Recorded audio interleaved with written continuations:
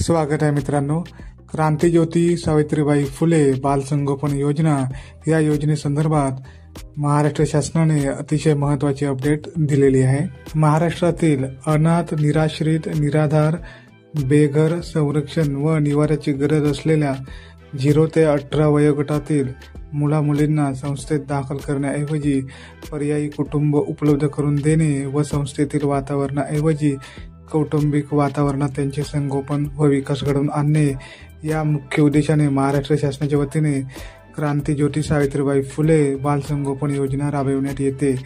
मुख्यमंत्री श्री देवेंद्रजी फडणवीस साहेब, उपमुख्यमंत्री श्री एकनाथजी शिंदे साहेब व उपमुख्यमंत्री श्री अजितदादा पवार यांच्या मान्यतेने या योजनेअंतर्गत लाभ घेणाऱ्या लाभार्थ्यांना प्रतिमाह रुपये 2250 प्रमाणे लाभ देण्यासाठी रुपये 101.46 कोटी निधी मंजूर करण्यात आला आहे, अशी माहिती महिला व बाल विकास विभाग मंत्री माननीय आदितीताई तटकरे यांनी त्यांच्या सोशल मीडियाद्वारे दिलेली आहे. अशाच नवनवीन अपडेटसाठी शासन मराठी या यूट्यूब चॅनलला सबस्क्राईब नक्की करा आणि व्हिडिओ आवडल्यास शेअर नक्की करा. धन्यवाद.